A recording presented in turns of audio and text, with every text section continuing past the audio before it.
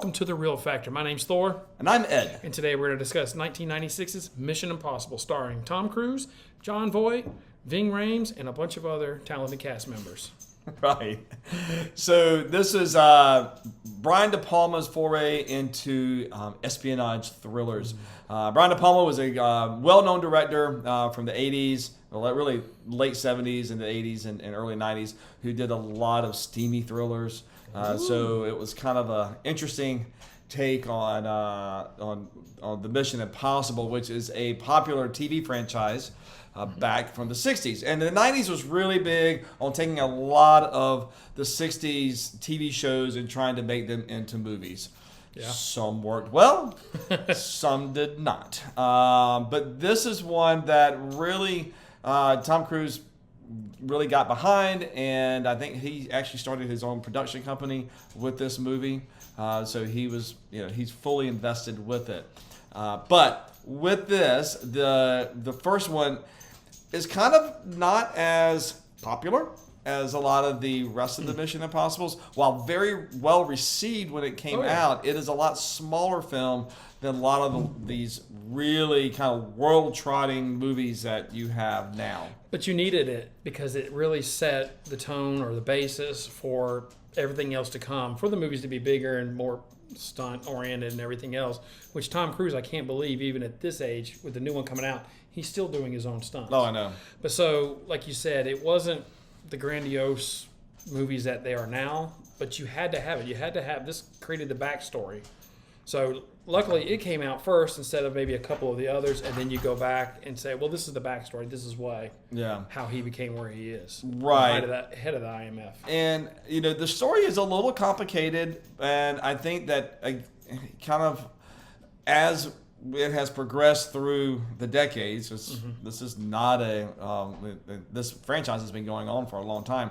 I think it's becoming more well received now. Still, if you kind of rank it within the, all of them, it's generally most people kind of put it somewhere in the middle or even down some towards the bottom. But I still like it. I think that it's a true espionage type spy thriller. Right.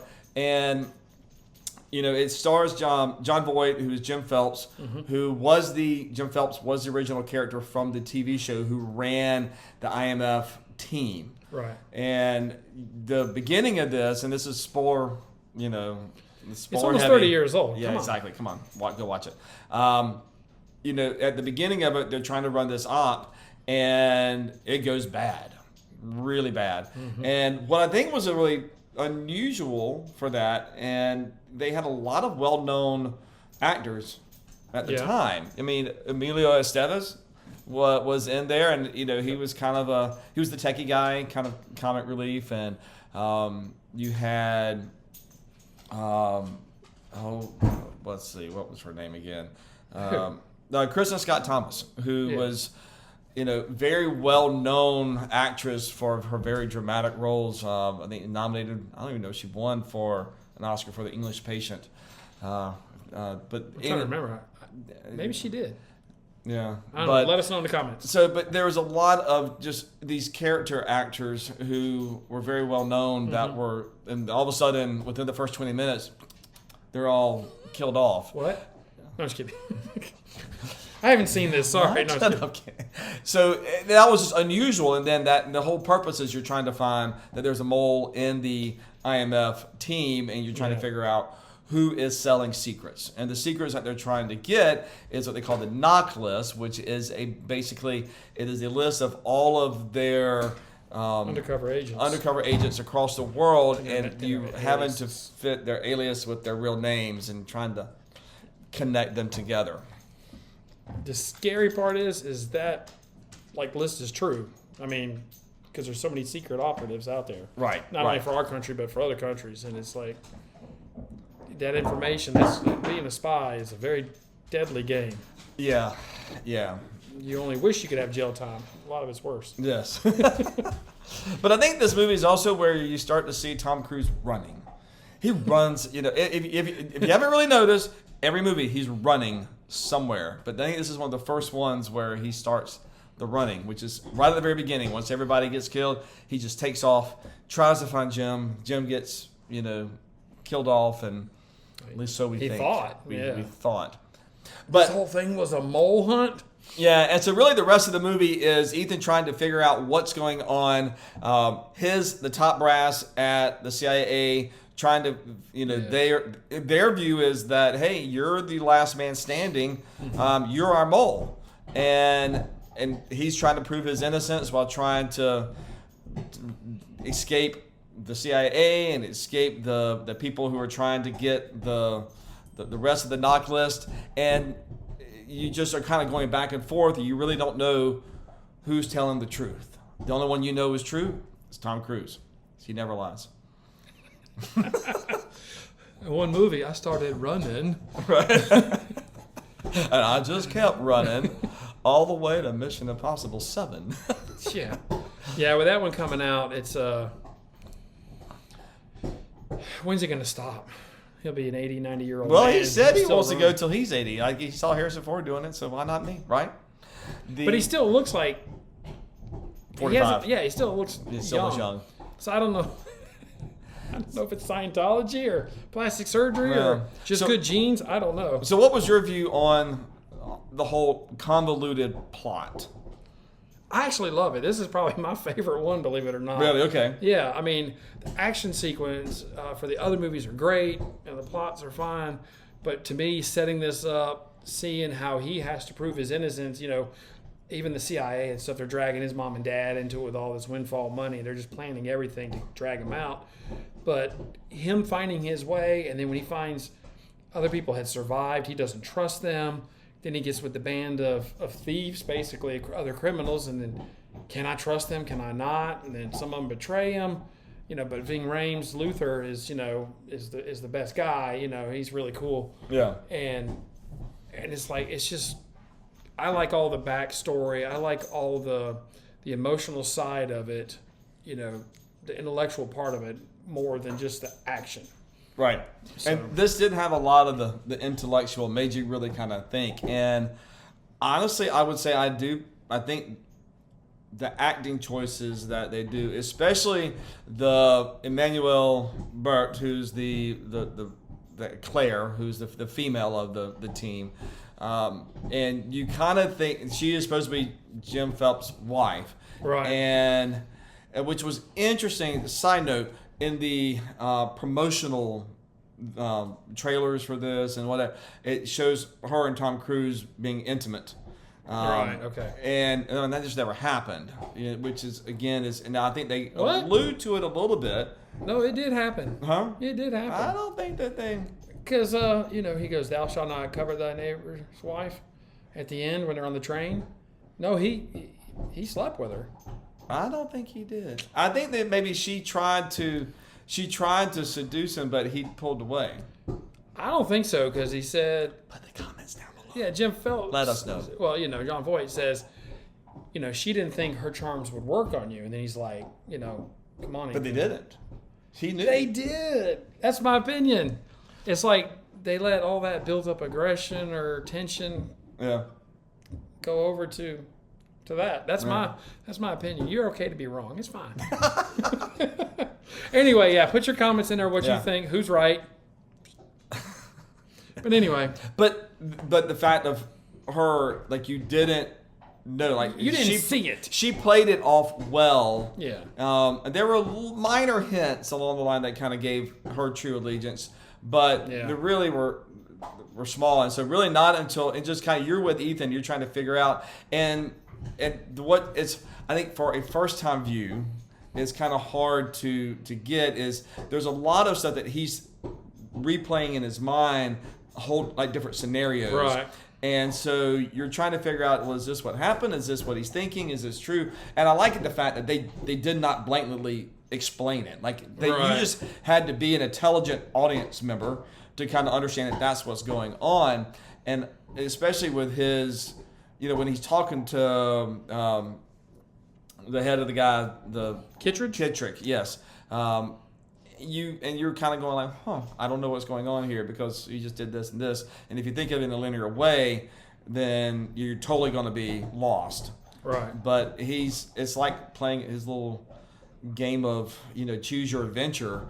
Well, if this person did this is probably what happened. If this person did this is what happened.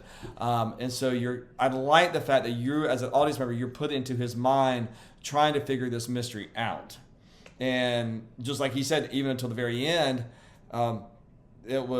he did this whole elaborate scheme because Ethan is very high on morals. He is always going to do the right thing, which is one reason I think why he's such a good character. He's not swayed. So he created a whole elaborate scheme with trying to get the necklace so that he could figure out whether or not Claire was actually part of this or not. Yeah. And not let her get away. Well, I think she really liked him. That's why her husband ended up shooting her on the train. I don't know. But that leads to why I think they were intimate. But anyway, so can I pick a little bit of it apart? Certainly. Well, Kristen Scott Thomas, when she was walking in the alley and the one guy who had the list was stabbed through the gate, and he was stabbed by Krieger. Because he had that, I would call it a Navy SEAL knife looking thing. She walks over there. I mean, come on. She's a spy. She'd be able to tell the guy's pressed up against there and his body's jerking. Something's going on. Yeah. But it was her partner, so she's trying to. No, he wasn't the partner. That was the guy, the computer guy. Oh, that was the guy that they were trying to get the piece from. Right. Yeah, and so she goes over there and then she got stabbed. It's like, you would be able to see it walking up. I know I'm picking apart a tiny little thing. There's so many other things. But it's like, that has always bothered me. It's like, why would you do that? Why wouldn't you stand back 10 feet looking like around that corner? Like, what's going on here? Yeah. Instead, she got pulled in and got. Hey, you okay over there? But my favorite part, and this is just like two little lines or whatever, whenever Max, who plays the wealthy person who's trying to get. She's the arms dealer. The arms dealer, yeah, trying to get the necklace and pay a lot of money. When she's on the train and Kittredge comes on there, and he's like, hello, Max. She's like, oh, my lawyers are going to have fun with this and trap it. And he goes, why don't we leave the lawyers out of this? Whatever. So she's like, I'm listening. It's like, to me, it's like, he's trying to catch bad guys, or girls, whatever, people, and she's the bad person. But then when it mutually benefits both of them, it's like, why don't we just kind of... Enemy of my enemy is my friend. Why don't we just not worry about that right now? Yeah. Okay, all right, what you want? I know. Give me the knock list and we're done. I like the character of Max. I like that she was awesome. Was very playful. Like she was, she was serious and she would have killed you in a second, but she was so playful with it. And the way she was working with Ethan, I'm really surprised though she liked him.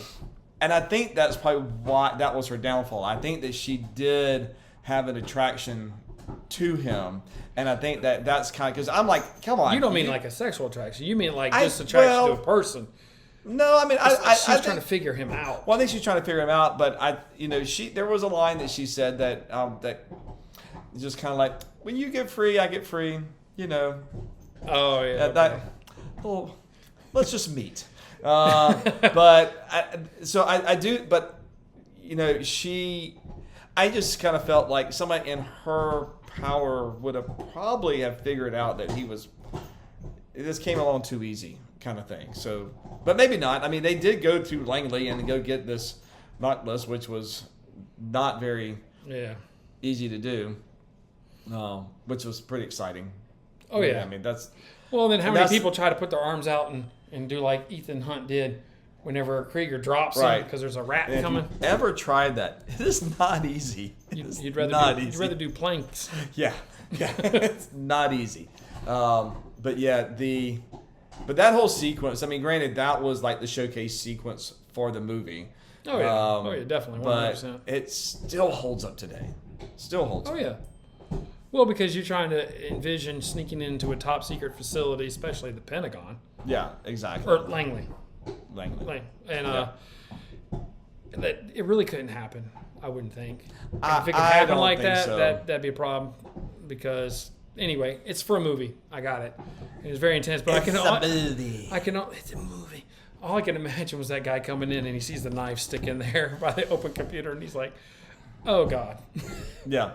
My only actions part that I was kind of like, I don't necessarily know that this could have happened. Okay, was when the train goes through the tunnel and the helicopter follows them in. I get that. Okay, I can suspend that disbelief. But when the other train came the other way, and I'm like, that helicopter is a lot wider than the actual train. So I was like, Well, he would have had to, even if the helicopter body is not as wide or as wide as the propellers. You'd have had to lift the propellers above the two trains. Then that's concave. And then that's going up. Exactly. So that was my only... I mean, the whole movie's real except for that part. Exactly, yeah. But yeah, that's being nitpicky. Red, green, puts it on there. Then he lets the explosion, put him back on the train. That's a pretty good gamble there. Yes. And then I will be honest with this. I wasn't until this watching, and I've seen this movie probably 5 or 6 times. When they did the red, green, and the restaurant, and he busted out the aquarium. It was not till this, because I kept on saying, where did all this water come from? It is just this one tank here. No. Are you kidding me? Yeah, I never realized that the tank was the ceiling. Oh, yeah. I just thought that, because they had these Dutch angles that they would film in, and you would always see the fish behind them. But I figured that was just kind of the way they were filming the camera. That he was looking back onto the aquarium that was directly behind them, not that it was looking up at the ceiling. But then this time, and I finally, whenever I saw it, went in, and I was like, oh, it's the ceiling. And that's when he began his running. Yes. That's funny. And then you do know that the restaurant and then him running outside, 2 different places. No, I did not, but it doesn't surprise me. Movies. Movie makings. Movie magic. All right, so you said this is one of your favorite. Mm-hmm. Is it the favorite? Where would you rank it on the 6? I think it's my favorite. Okay. Number 1. It is probably my 4th right now. Okay. I'd like I think that the last 2, 6 and 5, are probably my 1, 2. Gotcha. I really like 3, and 2 is my least favorite, because it just doesn't seem like at that point. Well, we can talk about this later, but the 2 just kind of went in a different direction of where all these things normally go. Yeah, but as far as a sequence, a sequel, or even now a complete series, it holds up. I understand 2 wasn't the best or whatever, but it holds up. Where some Lethal Weapon 4 and all that, no. Some of these should not happen. All the Home Alones 4, 5, 7, 12, those shouldn't happen.